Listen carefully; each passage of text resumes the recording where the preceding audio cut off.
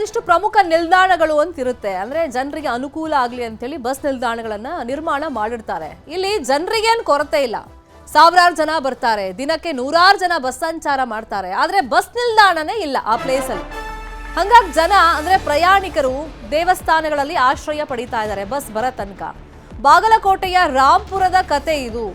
ಅಂದ್ರೆ ಎಲ್ಲೆಲ್ಲಿ ತಮಗೆ ಆಶ್ರಯ ಪಡೆಯೋಕೆ ಸಾಧ್ಯ ಇದೆ, ಕಲ್ಯಾಣ ಮಂಟಪಗಳು ಸುತ್ತಮುತ್ತ ಅಥವಾ ದೇವಸ್ಥಾನ, ಅಲ್ಲಿ ಕಾಯ್ತಾ ಇದ್ದಾರೆ. ನಮಗೊಂದು ಬಸ್ ನಿಲ್ದಾಣದ ವ್ಯವಸ್ಥೆ ಬೇಕು, ಅಲ್ಲಿ ನಮ್ಗೆ ವಿಶ್ರಾಂತಿ ತಗೊಳಕ್ಕೆ ಅಥವಾ ಬಸ್ಸಿಗೆ ಕಾಯೋದಕ್ಕೆ ಅನುಕೂಲ ಆಗೋ ರೀತಿಯಲ್ಲಿ ವ್ಯವಸ್ಥೆಗಳನ್ನ ಮಾಡಿಕೊಡಿ ಅಂತೇಳಿ ಬಾಗಲಕೋಟೆಯ ರಾಂಪುರದ ಜನ ಕೇಳ್ತಾ ಇದ್ದಾರೆ.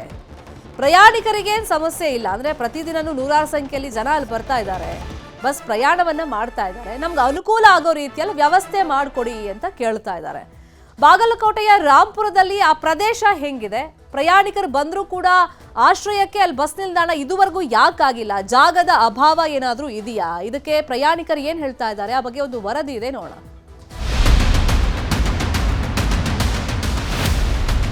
ಬಸ್ ಸ್ಟ್ಯಾಂಡ್ ಸಲುವಾಗಿ ಅವರೆಲ್ಲ ಅಂಗಡಿ ಕಳ್ಕೊಂತಾರೆ ಸರ್. ಈಗ ನೂರಾರು ವಿದ್ಯಾರ್ಥಿಗಳು ಬರ್ತಾರೆ, ಅವ್ರಿಗೆ ನಿಂದ್ರಾಕ ಸೌಲಭ್ಯನೇ ಇಲ್ರಿ. ಮಳಿ ಬಂದ್ರೆ ಈಗ ಮಾಡಾಗೈತ್ರಿ, ಮಳಿ ಬಂದ್ರೆ ನಿಂದ್ರಾಕ ಜಾಗ ಇಲ್ರಿ. ಬಿಜಾಪುರ ಹೋಗಕ್ಕೆ ಅನುಕೂಲ ಇಲ್ಲ, ಆದ್ರೆ ಕುಂದ್ರಾಕ ಸ್ವಲ್ಪ ಬಸ್ ಸ್ಟ್ಯಾಂಡ್ ಐತೆ, ಕರೆ ಹೆಸರಿಗೆ ಬಸ್ ಸ್ಟ್ಯಾಂಡ್ ಅದಂಗಾಗ್ಯದ. ಇದು ಬಾಗಲಕೋಟೆ ತಾಲೂಕಿನ ರಾಂಪುರ ಗ್ರಾಮ. ಸುಮಾರು 10,000 ಜನಸಂಖ್ಯೆ ಇದೆ.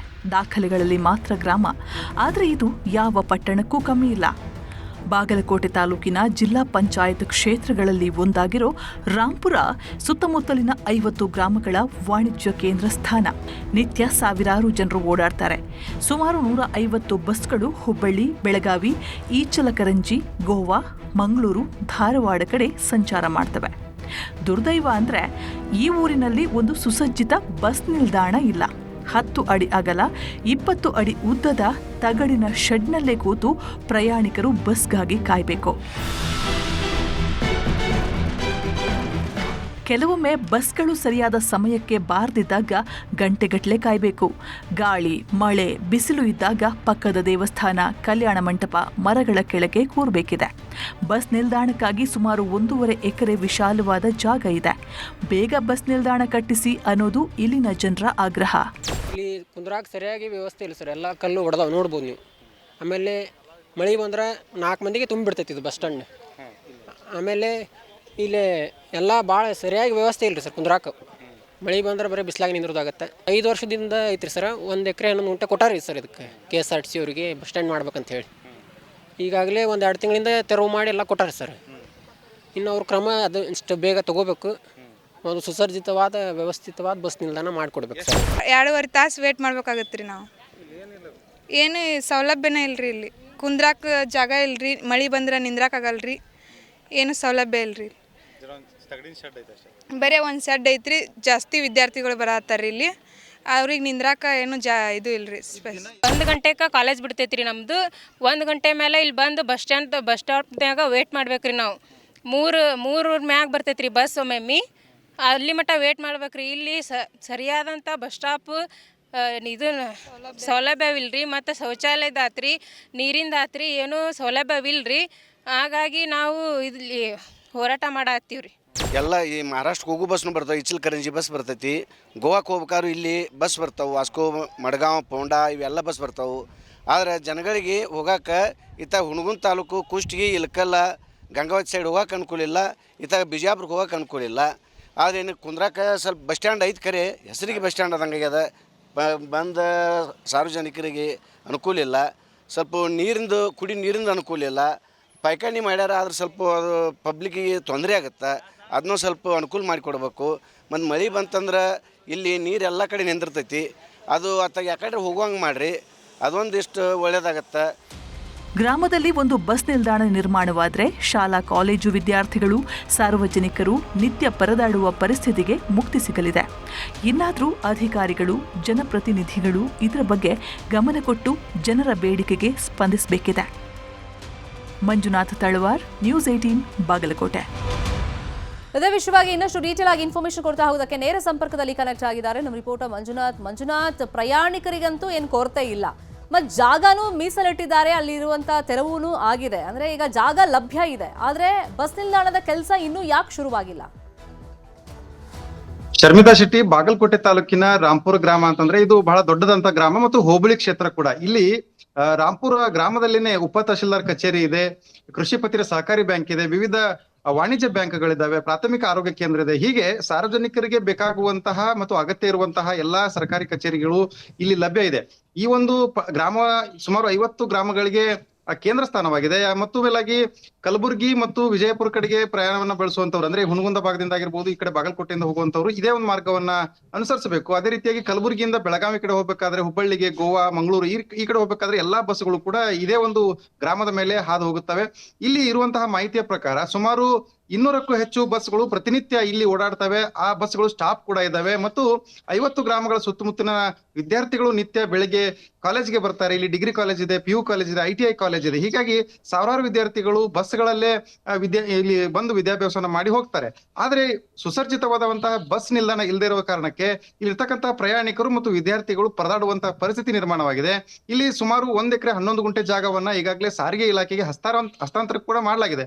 ಮತ್ತು ಇತ್ತೀಚೆಗೆ 2 ತಿಂಗಳ ಹಿಂದೆ ಇರ್ತಕ್ಕಂತಹ ಪ್ರದೇಶದಲ್ಲಿ ಸ್ಥಳೀಯರು ಸಾಕಷ್ಟು ಅಂಗಡಿಗಳನ್ನ, ಬೇರೆ ಬೇರೆ ಸಣ್ಣ ಪುಟ್ಟ ವ್ಯಾಪಾರ ವಹಿವಾಟುಗಳನ್ನ ಮಾಡ್ಕೊಳ್ತಾ ಇದ್ರು. ಅವನ್ನ ತೆರವುಗೊಳಿಸಿ ಆ ಜಾಗವನ್ನು ಕೂಡ ಖಾಲಿ ಮಾಡಿಸಲಾಗಿದೆ. ಆದ್ರೆ ಬಸ್ ನಿಲ್ದಾಣವನ್ನ ನಿರ್ಮಾಣ ಮಾಡೋದಕ್ಕೆ ಇದುವರೆಗೆ ಯಾವುದೇ ರೀತಿಯಾದಂತಹ ಅನುದಾನ ಆಗ್ಲಿ ಅಥವಾ ಹೊಸ ಒಂದು ಯೋಜನೆಯನ್ನಾಗ್ಲಿ ರೂಪಿಸಿಲ್ಲ. ಇದರಿಂದಾನೇ ಸಾರ್ವಜನಿಕರಿಗೆ ಸಾಕಷ್ಟು ತೊಂದರೆ ಆಗ್ತಾ ಇದ್ದಾವೆ. ಈ ಹಿನ್ನೆಲೆಯಲ್ಲೇನೆ ಇದೀಗ ಮಳೆ ಬಂದಂತ ಸಂದರ್ಭದಲ್ಲಿ ಸಂಪೂರ್ಣವಾದಂತಹ ಆವರಣ ಏನಿದೆ ಅಲ್ಲಿ ನೀರಿನಿಂದ ಜಲಾವೃತ ಆಗುತ್ತೆ. ಹೀಗಾಗಿ ನಡ್ಕೊಂಡು ಓಡಾಡೋದಕ್ಕೂ ಕೂಡ ತೊಂದರೆ ಆಗುತ್ತೆ. ಈಗ ಸದ್ಯಕ್ಕೆ ಬಿಸಿಲು ಗಾಳಿ ಇರುವಂತಹ ಸಂದರ್ಭದಲ್ಲಿ ವಿದ್ಯಾರ್ಥಿಗಳಾಗಿರ್ಬೋದು ಮತ್ತು ಸಾರ್ವಜನಿಕರಾಗಿರ್ಬೋದು ಇವರೆಲ್ಲರೂ ಕೂಡ ಅಲ್ಲಿ ಅಕ್ಕಪಕ್ಕದಲ್ಲಿ ಇರುವಂತಹ ದೇವಸ್ಥಾನಗಳಲ್ಲಿ ಗಿಡಮರಗಳ ಕೆಳಗಡೆ ಒಂದು ಆಶ್ರಯವನ್ನ ಪಡೆದುಕೊಳ್ಳುವಂತಹ ಅನಿವಾರ್ಯತೆ ಇದೆ. ಮತ್ತೊಂದ್ ಕಡೆ ನೋಡೋದಾದ್ರೆ ಏನು ಈ ವಿಸ್ತಾರವಾದಂತಹ ಜಾಗದಲ್ಲಿ ಸುಮಾರು 10x20 ಅಷ್ಟು ಅಳತೆಯ ಒಂದು ತಗಡಿನ ಶೆಡ್ ಇದೆ. ಆ ಒಂದು ಶೆಡ್ ಈಗ ಸದ್ಯಕ್ಕೆ ರಾಂಪುರ್ನ ಬಸ್ ನಿಲ್ದಾಣ ಅಂತ ಹೇಳಿ ಆಗಿರುವಂತದ್ದು. ಮತ್ತು ಈ ಒಂದು ಶೆಡ್ ಅನ್ನ ಅಭಿವೃದ್ಧಿ ಪಡಿಸೋದಕ್ಕೆ ಮತ್ತು ಮುಂಭಾಗದಲ್ಲಿ ಇರ್ತಕ್ಕಂಥ ಒಂದು ಶೌಚಾಲಯದ ಕಟ್ಟಡವನ್ನು ಅಭಿವೃದ್ಧಿ ಪಡಿಸೋದಕ್ಕೆ 10 ಲಕ್ಷ ರೂಪಾಯಿಯನ್ನು ಖರ್ಚು ಮಾಡಿದ್ದಾರೆ. ಆದ್ರೆ ಆ 10 ಲಕ್ಷ ರೂಪಾಯಿ ಇಂತಹ ಒಂದು ಸಂಚಾರ ದಟ್ಟಣೆ ಇರುವಂತಹ ಬಸ್ ನಿಲ್ದಾಣಕ್ಕೆ ಅದು ಸಾಕಾಗೋದಿಲ್ಲ. ಹೀಗಾಗಿನೇ ಏನು ನಿತ್ಯ 100 ಬಸ್ಗಳ ಸ್ಟಾಪ್ ಏನಿಲ್ಲಿದೆ ಅದನ್ನ ಸದುಪಯೋಗ ಪಡಿಸ್ಕೊಂಡು ಮತ್ತು ಸಾರ್ವಜನಿಕರಿಗೆ ಅನುಕೂಲ ಆಗುವ ರೀತಿಯಲ್ಲಿ ಒಂದು ಸುಸರ್ಜಿತವಾದಂತಹ ಬಸ್ ನಿಲ್ದಾಣವನ್ನು ನಿರ್ಮಿಸಬೇಕು. ಆ ಬಸ್ ನಿಲ್ದಾಣದಲ್ಲಿ ಸಾರ್ವಜನಿಕರಿಗೆ ಕುಳಿತುಕೊಳ್ಳುವಂತಹ ಆಸನಗಳಾಗಿರ್ಬೋದು ಮತ್ತು ತಿಂಡಿ ತಿನ್ನೋದಕ್ಕೆ ಕ್ಯಾಂಟೀನ್ ಆಗಿರ್ಬೋದು, ಶೌಚಾಲಯ, ಕುಡಿಯುವ ನೀರು, ಹೀಗೆ ಮೂಲಭೂತ ಸೌಕರ್ಯಗಳನ್ನ ಕಲ್ಪಿಸಬೇಕು ಅನ್ನುವಂತಹ ಆಗ್ರಹವನ್ನ ಗ್ರಾಮಸ್ಥರು ಮಾಡ್ತಾ ಇದ್ದಾರೆ. ಸದ್ಯ ಈ ಒಂದು ಬೇಡಿಕೆಗೆ ಇಲ್ಲಿರ್ತಕ್ಕಂತಹ ಜನಪ್ರತಿನಿಧಿಗಳು ಮತ್ತು ಅಧಿಕಾರಿಗಳು ಸ್ಪಂದಿಸ್ತಾ ಇಲ್ಲ. ಹೀಗಾಗಿ ಆಕ್ರೋಶವನ್ನು ಹೊರಹಾಕ್ತಾ ಇದ್ದಾರೆ. ಶರ್ಮಿತಾ ಶೆಟ್ಟಿ, ಫಾಲೋ ಅಪ್ ಮಾಡೋಣ ಈ ಸುದ್ದಿನ. ಥ್ಯಾಂಕ್ ಯು ಮಂಜುನಾಥ್, ಈ ಕ್ಷಣದ ಮಾಹಿತಿಯನ್ನು ಕೊಟ್ಟಿದ್ದಕ್ಕೆ. ದಕ್ಷಿಣ ಕನ್ನಡ ಜಿಲ್ಲೆಯಲ್ಲಿ ಡಾಕ್ಟರ್ ಸಮಸ್ಯೆ ಕಾಡ್ತಾ ಇದೆ. ಡೆಂಗಿ, ಮಲೇರಿಯಾ ಚಿಕಿತ್ಸೆಗೆ ರೋಗಿಗಳು ಪರದಾಟವನ್ನ ಪಡ್ತಾ ಇದ್ದಾರೆ. ಆರೋಗ್ಯ ಸಚಿವ ಖಾದರ್ ಅವರೇ ಈ ಬಗ್ಗೆ ಗಮನವನ್ನ ಹರಿಸಿ ಇತ್ತೀಚೆಗೆ ಸಭೆಗಳನ್ನ ಮಾಡ್ತಾ ಇದ್ದಾರೆ. ಖಾದರ್ ಅವರು ಸಾಕಷ್ಟು ಆಸ್ಪತ್ರೆಗಳಿಗೆ ವಿಸಿಟ್ ಮಾಡ್ತಾ ಇದ್ದಾರೆ. ಎಲ್ಲೇನು ಕುಂದು ಕೊರತೆ ಇದೆ ರೋಗಿಗಳಿಂದ ಆಲಿಸ್ತಾ ಇದ್ದಾರೆ, ಸಾರ್ವಜನಿಕರಿಂದ ಸಮಸ್ಯೆಗಳನ್ನ ಆಲಿಸ್ತಾ ಇದ್ದಾರೆ. ಆದರೆ ದಕ್ಷಿಣ ಕನ್ನಡ ಭಾಗದಲ್ಲೇ ಸರ್ಕಾರಿ ಆಸ್ಪತ್ರೆಗಳಲ್ಲಿ ಎಸ್ಪೆಷಲಿ ಡಾಕ್ಟರ್ ಸಮಸ್ಯೆ ಕಾಡ್ತಾ ಇದೆ. ಅಂದ್ರೆ ಹಗಲೊತ್ತಲ್ಲಿ ಡಾಕ್ಟರ್ಸ್ ಅವೈಲಬಲ್ ಇರ್ತಾರೆ. ಈ ಸಾಂಕ್ರಾಮಿಕ ರೋಗಗಳಿಂದ ಪರದಾಟವನ್ನ ಪಡ್ತಾ ಇರ್ತಾರಲ್ಲ, ರಾತ್ರಿ ಸಂದರ್ಭದಲ್ಲಿ ವೈದ್ಯರು ಇರೋದಿಲ್ಲ, ಆಸ್ಪತ್ರೆಯಲ್ಲಿ ಅವೈಲಬಲ್ ಇರಲ್ಲ. ಹಂಗಾಗಿ ಸಮಸ್ಯೆಗಳಾಗ್ತಾ ಇದೆ. ಯಾವ್ಯಾವ ಆಸ್ಪತ್ರೆಯಲ್ಲಿ ಸಮಸ್ಯೆ ಇದೆ, ಈ ಬಗ್ಗೆ ಸಾರ್ವಜನಿಕರು ಯಾವ ತರ ಆತಂಕವನ್ನ ಮತ್ತೆ ಆರೋಪಗಳನ್ನ ಮಾಡ್ತಾ ಇದ್ದಾರೆ, ಆ ಬಗ್ಗೆ ಒಂದು ವರದಿ ಇದೆ ನೋಡೋಣ.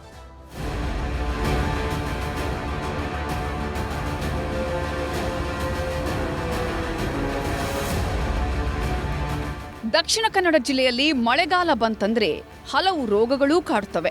ಪ್ರಮುಖವಾಗಿ ಡೆಂಗ್ಯೂ, ಮಲೇರಿಯಾ ಕಾಯಿಲೆ ಈ ಭಾಗದ ಗ್ರಾಮೀಣ ಜನರನ್ನ ಹೆಚ್ಚಾಗಿ ಕಾಡುತ್ತವೆ. ಆರೋಗ್ಯ ಇಲಾಖೆ ಮಾಹಿತಿ ಪ್ರಕಾರ ಜಿಲ್ಲೆಯಲ್ಲಿ ಸದ್ಯ 30ಕ್ಕೂ ಹೆಚ್ಚಿನ ಡೆಂಗಿ ಕೇಸ್ಗಳಿವೆ. 200 ಜನರ ಡೆಂಗಿ ಟೆಸ್ಟ್ ರಿಪೋರ್ಟ್ ಬರಬೇಕಿದೆ. ಜಿಲ್ಲೆಯಲ್ಲಿ ಆರೋಗ್ಯ ಸಮಸ್ಯೆ ಕಾಡ್ತಿದ್ರೂ ಆಸ್ಪತ್ರೆಗಳಲ್ಲಿ ಅಗತ್ಯ ವೈದ್ಯರಿಲ್ಲ. ಉಪ್ಪಿನಂಗಡಿ, ಪಾಣಾಜೆ, ಈಶ್ವರಮಂಗಲ ಹೀಗೆ ಹಲವು ಸಮುದಾಯ ಮತ್ತು ಪ್ರಾಥಮಿಕ ಆರೋಗ್ಯ ಕೇಂದ್ರಗಳಲ್ಲಿ ವೈದ್ಯರೇ ಇಲ್ಲ. ದಿನದ 24 ಗಂಟೆಯೂ ಓಪನ್ ಇರಬೇಕಾದ ಆಸ್ಪತ್ರೆಗಳ ಬಾಗಿಲು ಸಂಜೆಯಾಗ್ತಿದ್ದಂತೆ ಬಂದ್ ಆಗಿರುತ್ತೆ. ಉಪ್ಪಿನಂಗಡಿ ಸಮುದಾಯ ಕೇಂದ್ರದಲ್ಲಿ 6 ವೈದ್ಯರ ಪೈಕಿ ಈಗಿರೋದು ಒಬ್ರೇ. 40 ಸಿಬ್ಬಂದಿ ಇರಬೇಕಾದ ಕಡೆ ಕೇವಲ 10 ಸಿಬ್ಬಂದಿ ಮಾತ್ರ ಇದ್ದಾರೆ. ಅದೇ ರೀತಿ ಕಡಬ ಸಮುದಾಯ ಕೇಂದ್ರದಲ್ಲಿಯೂ ಇದೇ ಪರಿಸ್ಥಿತಿ ಇದೆ.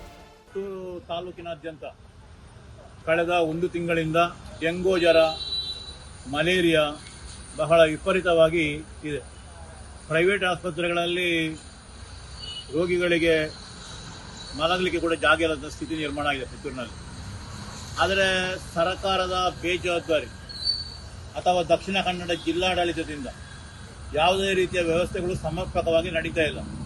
ಉದಾಹರಣೆಗೆ ಈಶ್ವರಮಂಗಲ, ಕಡಬ, ಉಪ್ಪಿನಂಗಡಿಯ ಕೇಂದ್ರಗಳಲ್ಲಿ ಅಂದರೆ ಪ್ರಾಥಮಿಕ ಆರೋಗ್ಯ ಕೇಂದ್ರಗಳಲ್ಲಿ ಯಾವುದೇ ಡಾಕ್ಟರ್ಗಳು ಅಥವಾ ಬೇರೆ ಮದ್ದುಗಳು ಬೇಕಾದಲ್ಲಿ ವ್ಯವಸ್ಥೆಗಳು ಇಲ್ಲ. ಪುತ್ತೂರು ಸರ್ಕಾರಿ ಆಸ್ಪತ್ರೆಯಂತೂ ಕೇಳುವವರಿಲ್ಲ. ಈ ರೀತಿಯ ವ್ಯವಸ್ಥೆಗಳಿವೆ. ಇನ್ನು ಡಾಕ್ಟರ್ಸ್ ಕೊರತೆ ಬಗ್ಗೆ ವೈದ್ಯಾಧಿಕಾರಿಗಳು ಏನು ಹೇಳ್ತಾರೆ ಕೇಳಿ. ಉಪ್ಪಿನಂಗಡಿ ಈಶ್ವರಮಂಗಲ PHCಯಲ್ಲಿ ನಮ್ಮಲ್ಲಿ ಈಗ ಸಾಧಾರಣ 1 ವರ್ಷದಿಂದ ವೈದ್ಯರಿಲ್ಲ. ಮತ್ತು ಅದು ಸೇರಿದಂತೆ ಉಪ್ಪಿನಂಗಡಿ ಸಮುದಾಯ ಆರೋಗ್ಯ ಕೇಂದ್ರದಲ್ಲಿ ನಮ್ಮಲ್ಲಿ ಕಾಯಂ ವೈದ್ಯರು ಯಾರಿಲ್ಲ. ಉಪ್ಪಿನಂಗಡಿಯಲ್ಲಿ ನಮ್ಮಲ್ಲಿ DRP PGs ಇದ್ದಾರೆ, ಅವರಿಂದ ನಾವು ಕೆಲಸ ಮಾಡಿಸ್ತಾ ಇದ್ದೀವಿ. ಮತ್ತು ಇನ್ನೊಂದು ಅಂದರೆ ಕಡಬ ಸಮುದಾಯ ಆರೋಗ್ಯ ಕೇಂದ್ರದಲ್ಲೂ ಕರೆಕ್ಟ್ ಹೇಳಿದಾಗೆ ಅಲ್ಲಿ ಕೂಡ 5 ವೈದ್ಯರ ಹುದ್ದೆಗಳೆಲ್ಲ ಖಾಲಿ ಇದೆ. ಅಲ್ಲೂ ಕೂಡ ಒಬ್ಬರು ಆಯುಷ್ ವೈದ್ಯರು ನಮ್ಮ ಇಲಾಖೆಯಿಂದ ಇದ್ದಾರೆ ಮತ್ತು ಒಬ್ಬರು ದಂತ ತಜ್ಞರಿದ್ದಾರೆ. ಅಲ್ಲೂ ಕೂಡ ಸುಳ್ಯದಿಂದ ಬರುವಂಥ ಸೆಕೆಂಡ್ ಇಯರ್ PG ಸ್ಟೂಡೆಂಟ್ಸಿಂದ ನಾವು ನಮ್ಮ ಹೊರರೋಗಿ ಡಿಪಾರ್ಟ್ಮೆಂಟ್ನ ನಾವು ಚಾಲನೆ ಮಾಡ್ತಾ ಇದ್ದೀವಿ. ಜನರಲ್ಲಿ ಆರೋಗ್ಯದ ಸಮಸ್ಯೆ ಕಾಣಿಸಿಕೊಂಡಲ್ಲಿ ಸ್ಪಂದಿಸಬೇಕಾದ ಆರೋಗ್ಯ ಇಲಾಖೆ ಸದ್ಯ ICUನಲ್ಲಿದೆ. ಇಲಾಖೆ ಮತ್ತು ಸರ್ಕಾರ ಈ ನಿಟ್ಟಿನಲ್ಲಿ ಸಮರಾವಧಿಯಲ್ಲಿ ಕಾರ್ಯನಿರ್ವಹಿಸಬೇಕಿದೆ. ಅಜಿತ್ ಕುಮಾರ್, ನ್ಯೂಸ್ 18 ಪುತ್ತೂರು.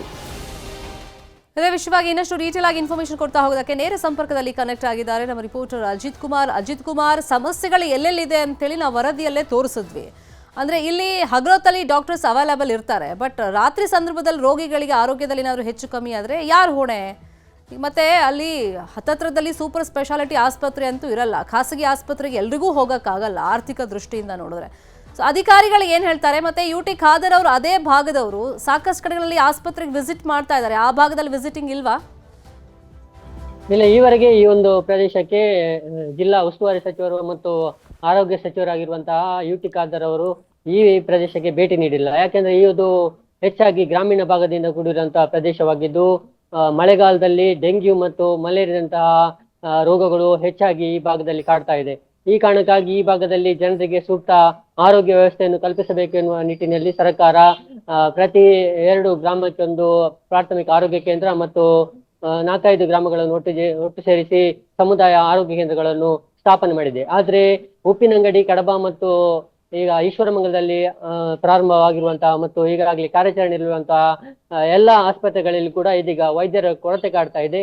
ಇದರಿಂದಾಗಿ ಈ ಭಾಗದ ಜನ ತುಂಬಾ ಸಮಸ್ಯೆಯನ್ನು ಎದುರಿಸ್ತಾ ಇದ್ದಾರೆ.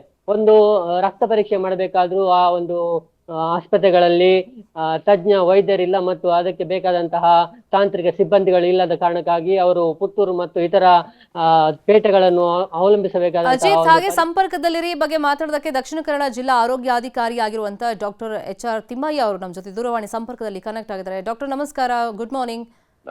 ಈಗ ಪುತ್ತೂರು, ಈಶ್ವರಮಂಗಲ, ಕಡಬ ಈ ಭಾಗದಲ್ಲೆಲ್ಲ ಸರ್ಕಾರಿ ಆಸ್ಪತ್ರೆಯಲ್ಲಿ ಮತ್ತೆ PHCಗಳಲ್ಲಿ ರಾತ್ರಿ ಸಂದರ್ಭದಲ್ಲಿ ವೈದ್ಯರು ಸಿಗೋದಿಲ್ಲ. ನಿಮಗೂ ಗೊತ್ತಿರುತ್ತೆ, ಮಳೆಗಾಲ ಸಂದರ್ಭದಲ್ಲಿ ಆ ಭಾಗದಲ್ಲಿ ಡೆಂಗಿ ಇರುತ್ತೆ, ಮಲೇರಿಯಾ ಇರುತ್ತೆ. ಸೊ ಹಾಗಾಗಿ ರಾತ್ರಿ ಸಂದರ್ಭದಲ್ಲಿ ನಮಗೆ ಡಾಕ್ಟರ್ಸ್ ಬೇಕು, ಅಡಿಕ್ವೇಟ್ ಸಿಬ್ಬಂದಿ ಬೇಕು ಅಂತ ಕೇಳ್ತಾ ಇದ್ದಾರೆ. ಈಗ ಸಮಸ್ಯೆ ಏನು? ನೀವು ನಿಖರವಾಗಿ ಯಾವ ಆರೋಗ್ಯ ಕೇಂದ್ರಗಳಲ್ಲಿ ಇಲ್ಲ ಅಂತ ಹೇಳಿದ್ರೆ ನಾನು ಈಶ್ವರಮಂಗಲ, ಕಡಬ, ಪುತ್ತೂರು ಗೌರ್ಮೆಂಟ್ ಹಾಸ್ಪಿಟಲ್ ಅಲ್ಲೇ ರಾತ್ರಿ ಸಂದರ್ಭದಲ್ಲಿ ವೈದ್ಯರಿಲ್ಲ. ಇದು ತಾವು ತಿಳ್ಕೊಂಡಿರೋದು ಅಥವಾ ತಮಗೆ ಬಂದಿರೋ ಮಾಹಿತಿ ತಪ್ಪು ಅಂತ ನಾನು ಹೇಳ್ತೀನಿ. ಯಾಕೆಂದ್ರೆ ಯಾವ ತರ ಸರ್? ನಿಮಗೆ ನಿಖರವಾಗಿ ನಿಮ್ಗೆ ಹೇಳ್ತೀನಿ ಕೇಳ್ತೇವೆ. ಪುತ್ತೂರು 100 ಹಾಸಿಗೆಗಳ ತಾಲೂಕು ಮಟ್ಟದ ಆಸ್ಪತ್ರೆಯಾಗಿದ್ದು ಇಲ್ಲಿ ಎಲ್ಲಾ ತಜ್ಞ ವೈದ್ಯರುಗಳಿದ್ದಾರೆ, ಅಗತ್ಯ ಸಿಬ್ಬಂದಿಗಳಿದ್ದಾರೆ. ಇಲ್ಲಿ ದಿನದ 24 ಗಂಟೆನೂ ಅಗತ್ಯ ಸೇವೆ ಇದೆ. ಇದು ಸಂಪೂರ್ಣ ಸುಳ್ಳು ಸುದ್ದಿ, ತಪ್ಪು. ಒಂದು. ಎರಡನೇದು, ಈಶ್ವರಮಂಗಲಕ್ಕೆ ಹುದ್ದೆ ಖಾಲಿ ಇದೆ, ಹೌದು. ಅದಕ್ಕೆ ನಾವು ಮಾನ್ಯ ಜಿಲ್ಲಾಧಿಕಾರಿಗಳು, ಮಾನ್ಯ ಸಚಿವರ ನಿರ್ದೇಶನದಂತೆ ನಾವು ಈಗ ನೇರ ನೇಮಕಾತಿಗೆ ಎಲ್ಲ ಕ್ರಮ ಕೈಗೊಂಡಿದ್ದೀವಿ. ಈಗಲೂ 3 ಅರ್ಜಿಗಳು ನನ್ನ ಹತ್ರ ಇದೆ. ಒಬ್ಬರನ್ನ ನಾವು ಕೊಡ್ತೀವಿ. ತಾತ್ಕಾಲಿಕವಾಗಿ ನಾವೇನ್ ಮಾಡಿದೀವಿ ಅಂತಂದ್ರೆ ಹತ್ತಿರದ ಪ್ರಾಥಮಿಕ ಆರೋಗ್ಯ ಕೇಂದ್ರದಿಂದ ವಾರದಲ್ಲಿ 3 ದಿನ ಹೋಗೋದಕ್ಕೆ ಹೇಳಿದೀವಿ. 2 ಆಯ್ತು. ನೆಕ್ಸ್ಟ್ ಕಡಬ ಪಾಣಾಜೆ, ಇದು ಪ್ರಾಥಮಿಕ ಆರೋಗ್ಯ ಕೇಂದ್ರ. ವೈದ್ಯರು, ಕಾಯಂ ವೈದ್ಯರು ಇದ್ದಾರೆ, ಅಲ್ಲಿ ಕೆಲಸ ನಡೀತಾ ಇದೆ. ಅದು ನಮ್ಮಲ್ಲಿ ಈಗ 24x7 ನಾನ್ 24x7 ಅಂತ ಇದೆ. ಇಲ್ಲಿ 24x7 ಅಂದ್ರೆ 2008ರಲ್ಲಿ NHM ರಾಷ್ಟ್ರೀಯ ಗ್ರಾಮೀಣ ಆರೋಗ್ಯ ಅಭಿಯಾನದ ಅಡಿಯಲ್ಲಿ 24x7 ಹೆರಿಗೆ ಸೇವೆಗಳಿಗೋಸ್ಕರ ಪ್ರಾಥಮಿಕ ಆರೋಗ್ಯ ಕೇಂದ್ರಗಳನ್ನು 24 ದಿನದ 24 ಸೇವೆ ಲಭ್ಯ ಇರಲಿ, ಹೆರಿಗೆ ತಾಯಂದಿರಿಗೆ ಸಮಸ್ಯೆ ಆಗ್ಬಾರ್ದು ಅಂತ ಮಾಡಿದ್ರು. ತದನಂತರ ಅದು ಕನಿಷ್ಠ 10 ಹೆರಿಗೆಗಳು ಇಲ್ಲ ಅಂತ ಹೇಳಿದ್ರೆ ಅದನ್ನ ವಾಪಸ್ ತಗೊಂಡು ನಮ್ಮ ಜಿಲ್ಲೆಯಲ್ಲಿ 24x ಹೆರಿಗೆ ಆಸ್ಪತ್ರೆಗಳು ಯಾವ್ದು ಇಲ್ಲ ನಮ್ಮ ಜಿಲ್ಲೆನಲ್ಲಿ. ಈಗ ಪಾಣಾಜೆ ಸಮುದಾಯ ಆರೋಗ್ಯ ಕೇಂದ್ರವಾಗಿ ಮೇಲ್ದರ್ಜೆಗೆ ಏರಿದೆ. ಕಟ್ಟಡ 95% ಆಗಿದೆ. ಲೆಕ್ಕ ಶೀರ್ಷಿಕೆಗಳೆಲ್ಲ ಬಂದಿದೆ. ಇನ್ನು ಕಟ್ಟಡ ಹಸ್ತಾಂತರ ಆಗ್ಬೇಕಾಗಿದೆ. ಬರುವ ಕೆಲವು ದಿನಗಳಲ್ಲಿ ಅದು ಸಂಪೂರ್ಣವಾಗಿ 24 ಸೇವೆ ಲಭ್ಯ ಆಗತ್ತೆ. ಒಂದು. ಇನ್ನ ಉಪ್ಪಿನಂಗಡಿ ಹೇಳಿದ್ವಿ. ಉಪ್ಪಿನಂಗಡಿನಲ್ಲಿ ನಾವು ಕಡ್ಡಾಯ ಗ್ರಾಮೀಣ ಸೇವೆ, ಕಡ್ಡಾಯ ವೈದ್ಯಕೀಯ ಸೇವೆ ಅಂತ ಹೇಳ್ತೀವಿ. 1 ವರ್ಷದ 3 2 ವೈದ್ಯರನ್ನ ಕೊಟ್ಟಿದ್ದೀವಿ. ಜೊತೆಗೆ DRP PG MBBS ಆಗಿ PG ಮಾಡ್ತಿರೋಂಥವ್ರು 24/7 ಕೆಲಸ ಮಾಡ್ತಾರೆ ಉಪ್ಪಿನಂಗಡಿನ. ನೆಕ್ಸ್ಟ್ ಕಡಬದಲ್ಲಿ ಕೂಡ ವೈದ್ಯರ ಹುದ್ದೆ ಖಾಲಿ ಇದೆ. ಅಲ್ಲಿಗೆ ನಾವೇನ್ ಮಾಡಿದೀವಿ ಅಂದ್ರೆ KVG ವೈದ್ಯಕೀಯ ಕಾಲೇಜಿನಿಂದ DRP ವೈದ್ಯರನ್ನ, ಸ್ನಾತಕೋತ್ತರ ವೈದ್ಯರನ್ನ ಅಲ್ಲಿಗೆ ನಾವು ದಿನದ 24 ಗಂಟೆಗಳಲ್ಲೂ ಕೊಟ್ಟಿದೀವಿ. ಹಾಗೆ ಒಬ್ರು ಪಕ್ಕದ ನಮ್ಮ ಕ್ಲಿನಿಕ್ ಇಂದ ಕೂಡ ವೈದ್ಯರನ್ನು ನಿಯೋಜಿಸಿದ್ದೀವಿ.